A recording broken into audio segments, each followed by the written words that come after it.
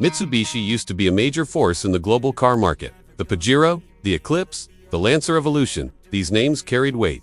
Fast forward to today, and the brand has shrunk dramatically, especially in the United States, where it's down to just 4 models on sale.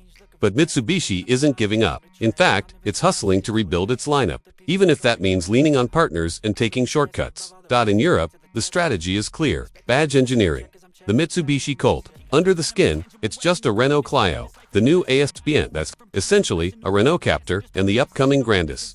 Borrowed from Renault, rumors suggest the next Eclipse Cross could ride on the same foundation as Renault's Rafale, while an electric crossover might share DNA with the Nissan Leaf. It's an efficient way to put cars in showrooms quickly. But it does blur Mitsubishi's once strong identity. Still, not everything in Mitsubishi's stable is a rebadged Renault. Models like the L200, better known as the Triton pickup, and the recently launched Destinator are true Mitsubishi efforts. Now, the Destinator may have an awkward name, sounding more like a video game getaway car, but in terms of design, it's sharp inside and out. In fact, it's stylish enough to catch the attention of digital car artists who love to imagine what the future could hold for the brand.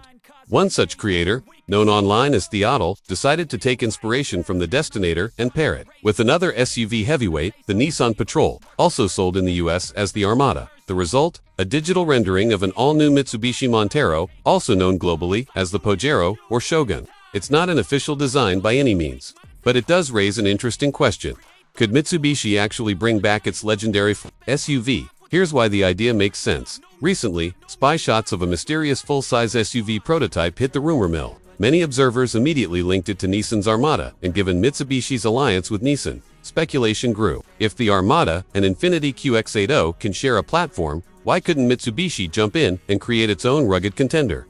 The badge engineering approach has already worked in smaller cars, so scaling it up to a big SUV could be the brand's ticket back into relevance. The rendering by Theodol certainly stirs the imagination. By blending the strong boxy stance of the Patrol with some of Mitsubishi's newer design cues from the Destinator, the result looks like a serious off-road adventurer Montero worthy of competing with the likes of Toyota's Land Cruiser, Ford's Expedition, or even GM's triumvirate of Escalade, Tahoe, and Yukon. If Mitsubishi went this route, it wouldn't just be chasing nostalgia. It would be seizing a real opportunity in a segment that continues to thrive.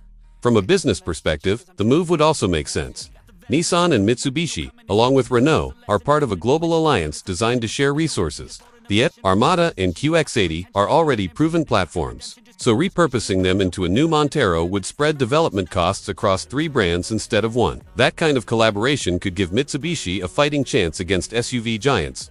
Of course, this is still just digital speculation. Mitsubishi hasn't confirmed anything, but if the company really wants to step out of the shadows and rebuild its reputation, few moves would resonate more with fans than resurrecting the Montero. It's a nameplate with history, with credibility, and with the potential to bring Mitsubishi back into conversations where it hasn't been in years. So the question is, will Mitsubishi take that leap? Could we actually see the Pajero, Montero, or Shogun return as a rugged full-size SUV designed to go head-to-head with the best in the business?